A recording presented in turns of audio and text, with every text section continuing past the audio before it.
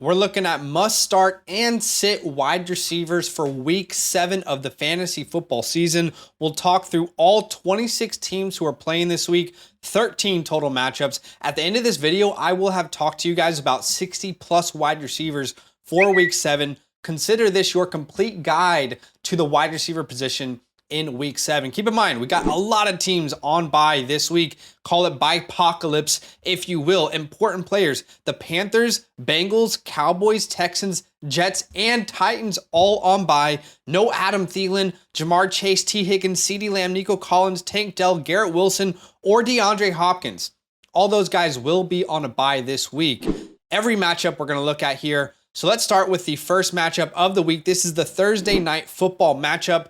Jaguars at the New Orleans Saints. The over-under is just 39 points, and right now New Orleans is favored at home. This is the second lowest over-under of the week. I think this has a little bit to do with Trevor Lawrence's unknown status right now. Let's talk about the Jags side of the ball first. The Saints are a pretty tough matchup. They give up 21st in points allowed to the wide receiver position. So they're a bottom third matchup in the league for wide receivers. I still think that Calvin Ridley and Christian Kirk are must starts here this week. Now, obviously, if Trevor Lawrence is ruled out, I do think we need to significantly lower our expectations with CJ Beathard being the backup. We'll find out more about that, but at the time of recording, we don't have that information. I'm going to go ahead and label with Trevor Lawrence in the lineup, Calvin Ridley and Christian Kirk as must starts. With Calvin Ridley, he has been a little bit more boom bust than we would have wanted so far this year, but he has 7 or more targets in 5 of 6 games. Given how many injuries and buys we have this week, I would still label Calvin Ridley a must start. I would say most people would not have a better option on their roster. As far as Christian Kirk goes, he's averaging over 16 PPR points per game since his week 1 dud. Since that point onwards, he remains a good safety option for this offense and a safe floor for your lineups. As far as Zay Jones goes, he's a risky start right now. I would label him more in the spot start category if Trevor Lawrence is confirmed to play. He and Trevor have arguably maybe the best chemistry of any wide receiver on this Jags team. They're just always seemingly in sync, but without knowing the future, I'm going to put him as a risky start. Knee injury. Could he leave the game again? I'm not sure, but he's a risky start for me in this matchup. You know, in 14 mans, if he's healthy, you'll probably start him. As for the Saints side of the ball, this is a pretty decent matchup. The Jags are allowing the 10th most points to wide receivers at the time of recording, so it's a good matchup. Chris Olave remains a must start. He's been a must start for me every single week. It looks like Derek Carr is finally fully healthy again. We saw the Chris Olave we all love in week 6. Maybe that has to do with Derek Carr continually being more and more healthy. In weeks 1 to 3, this is before Derek Carr's shoulder injury. In weeks 1 to 3, Olave was averaging over 7 receptions, 10.5 targets, and over 100 yards per game, as well as over 17 PPR points. Those are the numbers that we saw again here in week 6 versus the Houston Texans. 7 receptions, just under 100 yards. He's a clear wide receiver 1 on this team. Uber talented young wide receiver. You cannot leave this guy on your bench. As far as the other options here in New Orleans, Michael Thomas, what are you looking for with Michael Thomas? In all 6 games this year, Michael Thomas has had 9 to 12 fantasy points. It's been within that range. He's not gone more than, the 12 range. He's not gone under the 9 range. So if you're looking for kind of like this mid guy in a PPR format, maybe you could put him in your flex, but I just think there's a lot more exciting plays out there. As for Rashid Shaheed, this is a very exciting player to watch with real football. For fantasy, though, he's just not involved enough for me to be really excited about him. If he doesn't score a long touchdown, he's probably not a player that you would have wanted in your starting lineup. He's a risky start, a guy that if you're in a desperation position, you could, spot start him, but I'm not that excited about putting him into my lineups, and I think most people would have a better option than Rashid Shaheed and Michael Thomas. All right, let's go ahead and get to the second matchup. This is the start of the 1 p.m. Eastern Standard Time slate. The Lions at the Ravens. Man, this is an exciting game. There's some really exciting games this week. This is definitely one of those that are up there. Lions and Ravens both winning a lot of games this year. High expectations for these franchises. The over-under is 41.5 points, and the Ravens are favored at home. For the Lions side of the ball, this is pretty simple. Okay, Ravens are a tough matchup, but you have a guy that you start every week no matter what, no matter who you have. That's Amon-Ra St. Brown, definition of a must-start player, coming off a 15-target game and over 30 points. His season high coming off that abdomen injury. It's safe to say he's fully healthy. He should be a lock in everyone's lineups. Absolute superstar status. For the other guys in Detroit, Jameson Williams, a player I love. Obsessed with this guy. Love his talent. I would view him and Rashid Shaheed actually quite similarly this week. Guys who are really fun to roster in best ball tourneys, but maybe not the guys with the safest floors every week. I need to see a higher snap share, a higher amount of targets, more involvement from Jameson Williams before I can label him as a startable asset. And keep in mind, this is coming from someone who is obsessed with this player. I would not shut up about Jameson Williams on our Dynasty channel all offseason. I love him. I'm so excited about what he could look like in the next 2 to 3 to 4 weeks, but he is a spot start desperation play at this point in my mind. And as far as Josh Reynolds, that is not a player that I personally would be looking to start. It's a tough matchup. Ravens are 25th in points allowed to wide receivers. So Reynolds, to me, this is not a matchup that I think he necessarily overcomes. And, 99 out of 100 people would have a better start this week on their roster. For the Ravens, this is an exciting wide receiver core, specifically Zay Flowers. He is my must start from this wide receiver core. Zay Flowers has officially arrived, ladies and gentlemen. In 2023, Zay leads the Baltimore Ravens in receptions, in targets, and in receiving yards. Even with Mark Andrews on the team, I know he didn't play week 1, but still, Zay Flowers is by a significant mark leading this team in those categories, receptions, targets, and receiving yards. In his young NFL career, he's averaging a healthy 13 PPR points per game. We're coming off a game last week, where he found the end zone for the first time in London. Now he's back, over in the States. This will be at home for him. I'm playing Zay Flowers in my lineups with some confidence this week. As for the other two guys, I don't think there's any scenario in which Rashad Bateman or Odell Beckham Jr. are touching your lineup. Neither of these players have scored more than 7 points in any game this year, and neither have been a big part of the Ravens' game plan. So it's my personal belief that these guys should be left on your benches. Unfortunately, I love Bateman, loved him coming out of Minnesota, but it just doesn't look like he's an important part of their plans. Maybe that changes, but right now, that's where we are. All right, the third matchup we're going to look at today, guys, is the Raiders at the Chicago Bears. 37.5 point over-under. This is the lowest over-under of the week. So Vegas Insiders is telling us maybe the fewest amount of fantasy points will come from this matchup. That's what they're telling us. Don't shoot the messenger. All right, Raiders at Bears. I mean, this could be a very hard game to watch. Are we going to see Aiden O'Connell versus Tyson Bagent? Or will it be Tyson Bagent versus Brian Hoyer? Either way, if you bought tickets to this game, I'm sorry, because it's not looking like the star-studded matchup that you anticipated.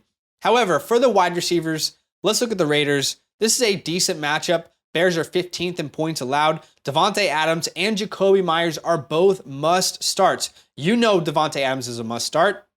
He is a wide receiver 9 on the year. This is a get-right game for him, in my opinion. He's been dealing with the shoulder injury. Last 2 weeks haven't been great for fantasy. It's a get-right game. He's clearly a lock into your lineup. Jacoby Myers should also be considered a lock in people's lineups. He is unquestionably a must-start for me. He has emerged in Las Vegas. New England, in my opinion, might not have really known what they had in Jacoby Myers. In games when Jimmy G has started, Jacoby is averaging almost 10 targets per game and over 20 PPR points per game. In this matchup, you got to find a way. Versus the Bears, you got to find a way to get Jacoby Myers into your lineup. He is my wide receiver 14 on the week at the time of recording this video. Now, my rankings consistently update over on the Flock Fantasy website. You guys can check out the description down below. Use our promo code LAND to get 30% off your membership. But as of right now, he's my wide receiver 14 this week. As for the Bears side of the ball, man, this is really, really tough to navigate. No Justin Fields. Tyson Bagent, is it going to be that big of a downgrade for DJ Moore? I don't know for sure. What I will say is my confidence is certainly lacking compared to DJ Moore with Justin Fields. The hope for DJ Moore is that he is hyper targeted with Tyson Bagent under center. Let's hope that he and Tyson get that chemistry in first team reps during practice this week. We need to significantly lower our expectations for DJ Moore.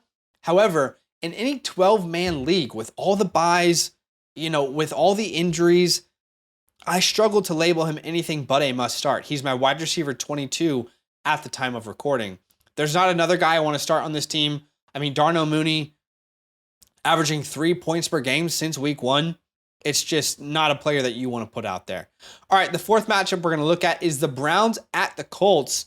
The over-under is 39.5 points. That is the third lowest over-under this week, and the Browns are favored. They're actually favored away from home. How could they not be after that performance last week versus the Niners? We have to sit here and say, this Browns defense is legit. They are, if not the best, a top 3 to 4 defense in the NFL right now. So let's look at the Colts side of the ball as we're talking about that defense. The Browns allowed the fewest points to wide receivers in fantasy football. The fewest points. This is the worst matchup for any wide receiver in fantasy football. However, Michael Pittman remains a must start for me, and this has a lot to do with volume and very little to do with the matchup, okay? Michael Pittman, let's look at his averages with Gardner Minshew as the starter this year. So far, through 2 games as a starter with Minshew, Michael Pittman is averaging 12.5 targets, 9 receptions, 93 receiving yards, and over 18 PPR points per game. So we know that in good matchups, he's clearly in your lineup. This is a very difficult matchup, so lower your expectations slightly, but in any 12-man league, I think he has to be in that lineup. Now, in an 8-man, of course, you could start to ask some questions, but in a 12-man, he's locked and loaded. As for Josh Downs is starting to emerge with Gardner Minshew under center. Let's look at his averages with Minshew as a starter.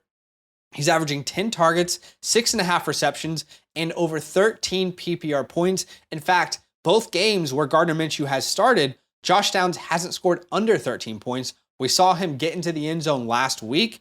So this is a player that I'm going to officially label a spot start. Now, a spot start is one step higher than a risky start. It's a player that there are reasons that you should be confident in getting at least 10 points from that player. And that's what I'm looking at here with Josh Downs. As for the other side of the ball, Amari Cooper, I am labeling a must start. Why? Because if Amari Cooper can give us 4 for 108 yards and 14 PPR points versus the San Francisco 49ers, even with PJ Walker as a quarterback, then yes, he can be someone that you confidently start versus a young, inexperienced Colts secondary, okay?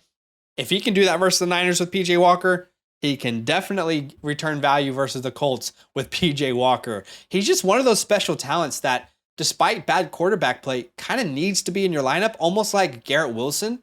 He's my wide receiver 16 at the time of recording. And as for Elijah Moore, man, it feels like every week we are so close to a breakout. The targets are there, not a high percentage of receptions to targets, just not on the same page yet fully with Deshaun Watson. Now there's no Deshaun Watson. I don't think you can start him yet. He's not someone I'm dropping. I still think when Watson is back, there's upside. But man, gotta sit him, but still a player where it feels like you're just always barely missing the breakout with him. All right, the fifth matchup we're going to look at today is the Bills at the Patriots. This is a 42.5 point over-under, and the Bills are heavily favored away from home, as they should be. As for the Bills, we don't need to make this very complicated. Stephon Diggs is a must-start, clearly. He's a freaking superstar in fantasy. Wide receiver 2 on the year at the time of recording this, averaging over 23 PPR points per game. Superstar status. There are very few players in the entire league that you would want to start over this guy. As for Gabe Davis, this is what you saw last week was the downside of owning Gabe Davis. When do you know to start this guy? He's a much better best ball asset than he is a redraft asset. Now, he's been a little more consistent in 2023 compared to 2022.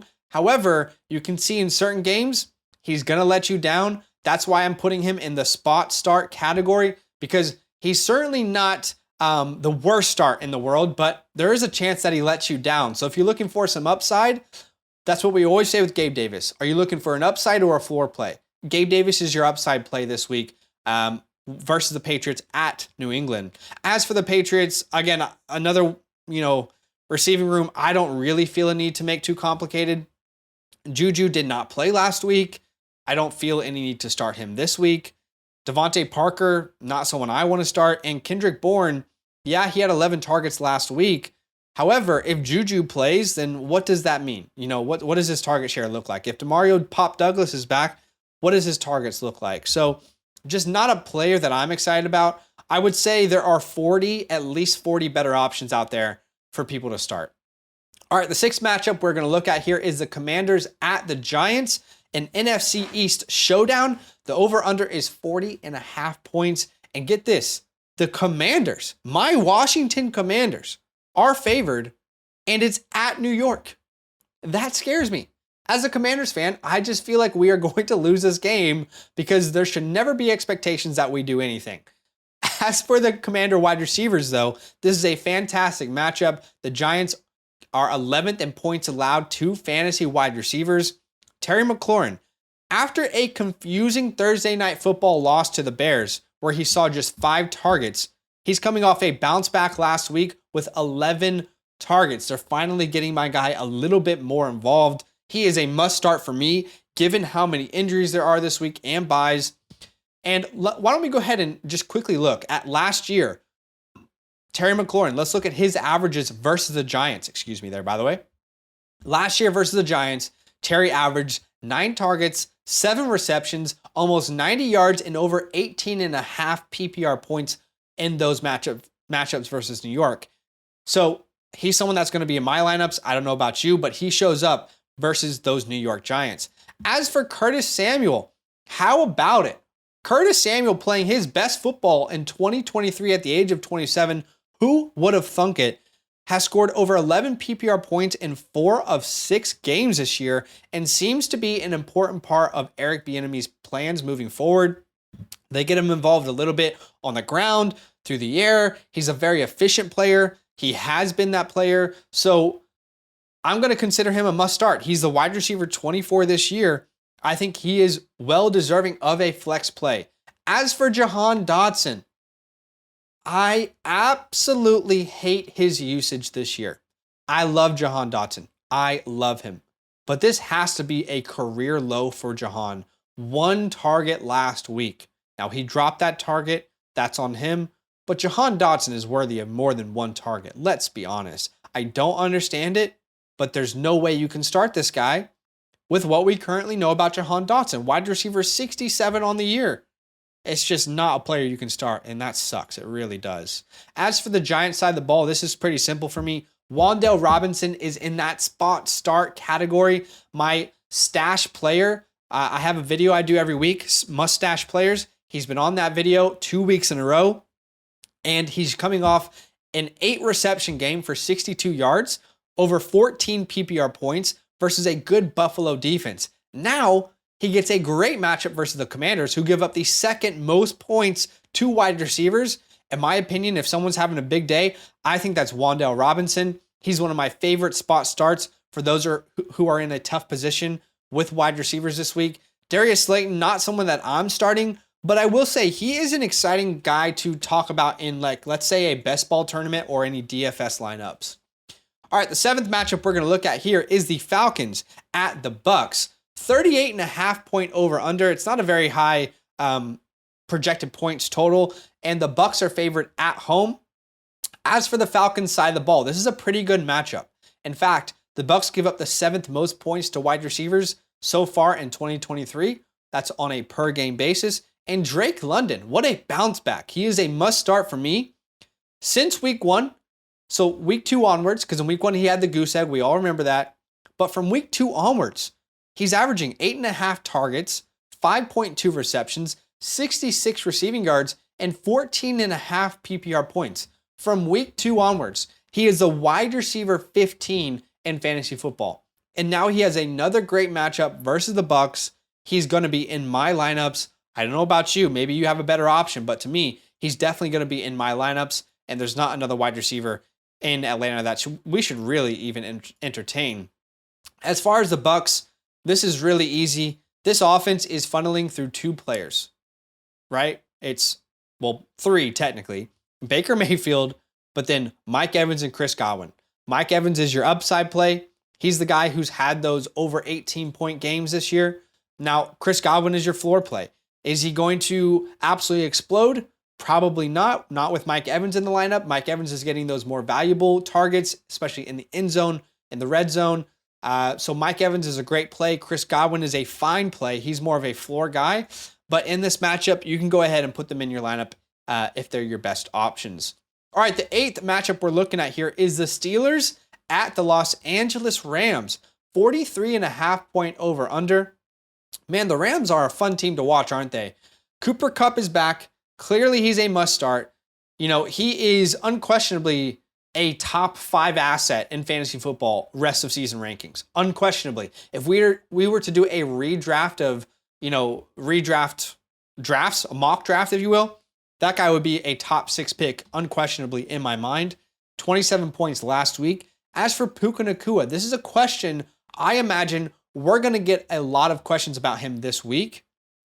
I still have confidence in him. Absolutely, I still have confidence in him. 7 targets last week, okay? So it's not like he was completely uninvolved. The person who took a hit when Cooper Kupp came back was actually Tutu Atwell. Tutu Atwell is no longer a player that you can start. Just 1 target last week versus the Cardinals. Unfortunately, even as he was breaking out, Tutu Atwell now moves into the must-sit category until further notice. But Puka Nacua, you can absolutely start. The team loves him. They continually talk about him. He's going to continually be involved. And keep in mind, when we say that Puka Nacua is the new Robert Woods, there were games where Robert Woods had under 10 points, So there will be some boom bust. It's a little bit like a Tyler Lockett now. A little bit like Robert Woods when he was on the Rams. But still, for the boom games, you got to put Puka Nacua in there. This offense funnels through 3 players positionally. Kyren Williams, Cooper Kupp, and Puka Nacua. So you got to put that guy out there in your lineups. He's a locked and loaded guy for me. I have not lost any confidence. As for the Steelers side of this, okay, I don't really like this matchup. The Rams, oddly enough, are pretty good against wide receivers. 28th in points allowed. So they're a bottom 5 matchup in the league right now. I put Deontay and George Pickens both as spot starts, not must starts. I don't know who's going to be the more valuable player in this offense. I don't, because clearly George Pickens has emerged.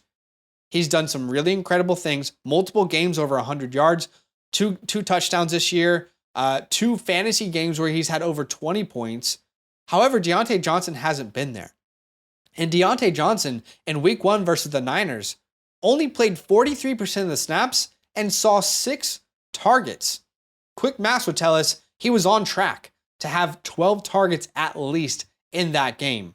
So what will happen when Deontay is back? It's concerning to me. I don't think this offense is efficient enough to support multiple wide receivers. You also have Pat Freiermuth, who is returning to this lineup after being out for multiple weeks. So personally, I'm not super thrilled to start Deontay or George Pickens. Now, I think one of these guys could have a good game, but I do not see a scenario in which both of them are good fantasy starts. So they're spot starts for now. Clearly, if they're your best option, you can put them in your lineup, but I'm not in love with playing them this week, and I'm sorry to say that if you own them. All right, the 9th matchup we're going to look at is the Cardinals at the Seahawks. We don't need to make this very complicated. Hollywood Brown is a must start. He's been an absolute star so far this year. Wide receiver 16 on the season, and he's had over 10 targets in 4 of 6 games. He is the wide receiver to own in Arizona. As for Michael Wilson, I'll put him in that spot start category. I think most people are going to have a better option, and I don't think we can trust him just yet. But if you're in a desperation scenario, you're in a 14-man, a 16-man league, then he can find his way into your lineup, and that's because this is a fantastic matchup. The Seahawks give up the most points two wide receivers in fantasy football. So you can start him if you're desperate. I guess you could put Rondale Moore in that same category, but I lean towards sitting him myself. As for the Seahawks, this is simple. DK Metcalf and Tyler Lockett are in your lineups and you're starting them, okay? Yes, they're a little bit boom bust, but those are guys that should not be sitting on your bench. Any week, those guys could put up 30, 40 points. As for JSN, he now moves into the spot start category for me. He had a career high in snap share last week and receiving yards. And what do we always pound consistently on this channel is rookies get more involved after their bye week.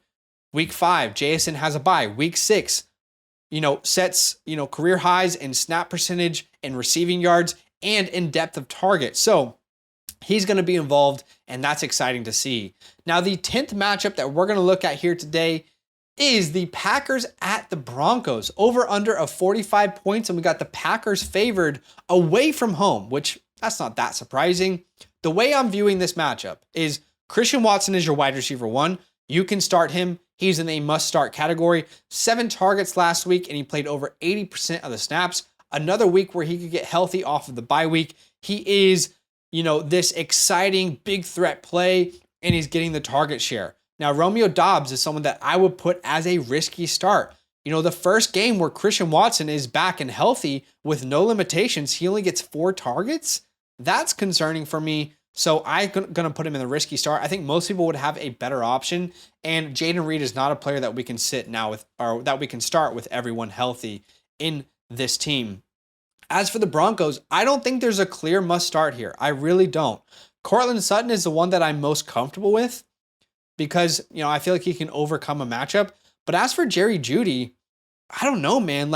This is bad vibes. Bad vibes between the team, bad vibes between the organization. They consistently talk about trading him.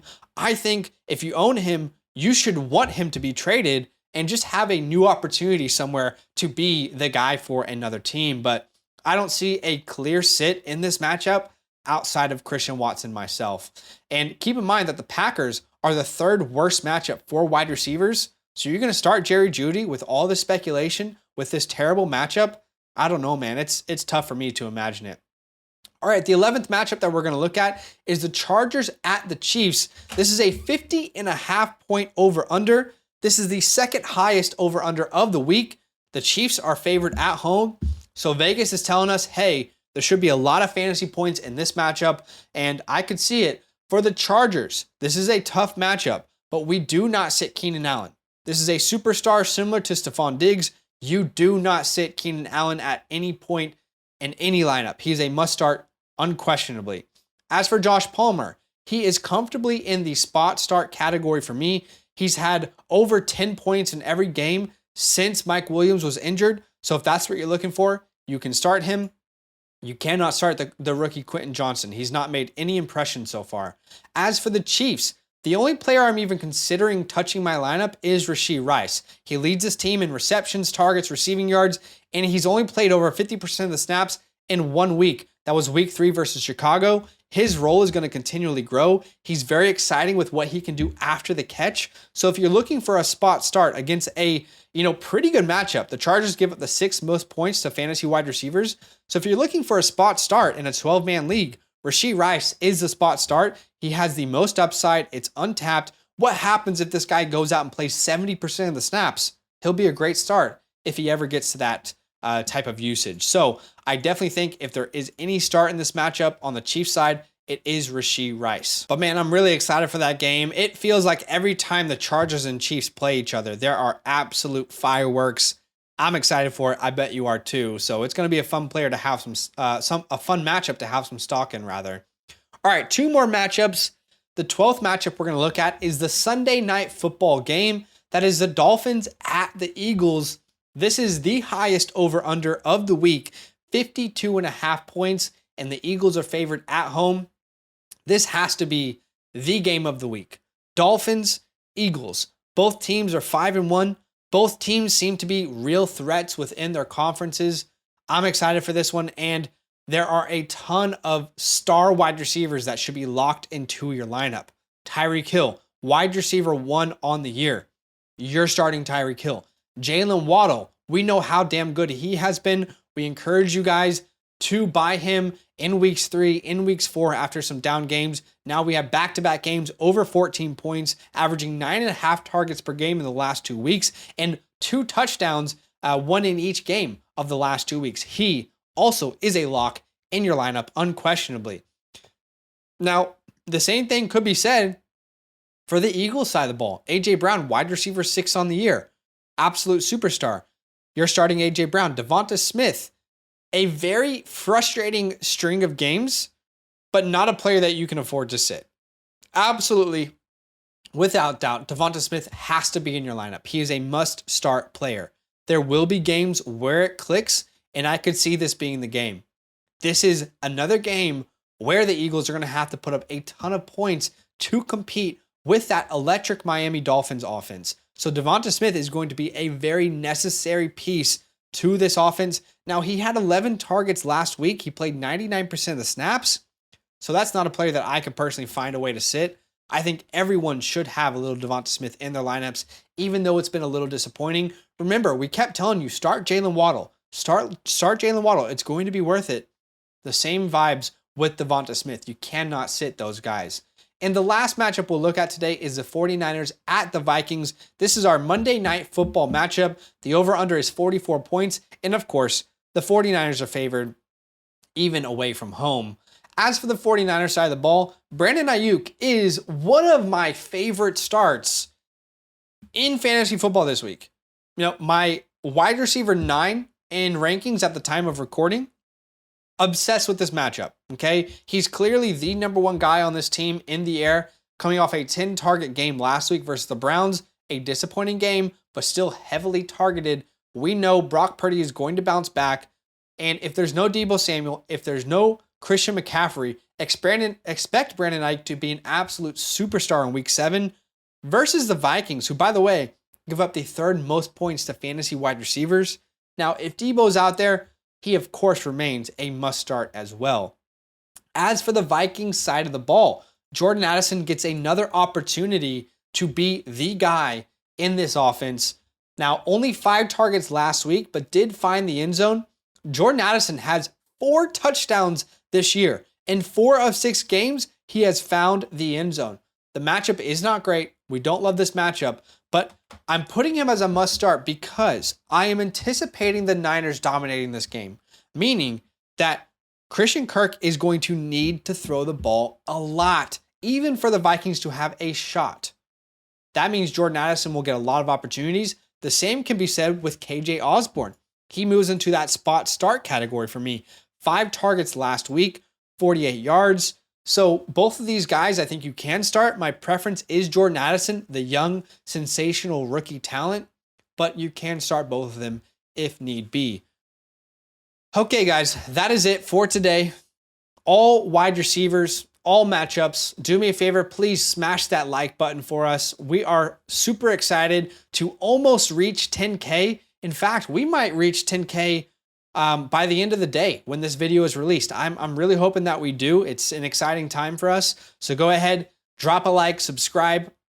And if you want to support what we do over here at FantasyLand, then go ahead and use our promo code LAND and sign up to the Flock Fantasy website. You're going to get 30% off with our membership, and you will be supporting what we do. Everything that you see here on our channel, over on our Dynasty channel, is all done by us. We don't have a team behind us. We are doing everything. So we come up with the ideas, we do the research, we record the videos, we do the graphic design, the video editing, the audio, the uploading, the admin, everything that you guys see here. This whole operation is just run by 2 people. Put up over, I believe, 600 videos this year. So do us a favor on both of our channels combined. So if you want to support us, it really would mean a lot. Check out the description. There's a link to sign up with our promo code. I'm sure you're going to love the website.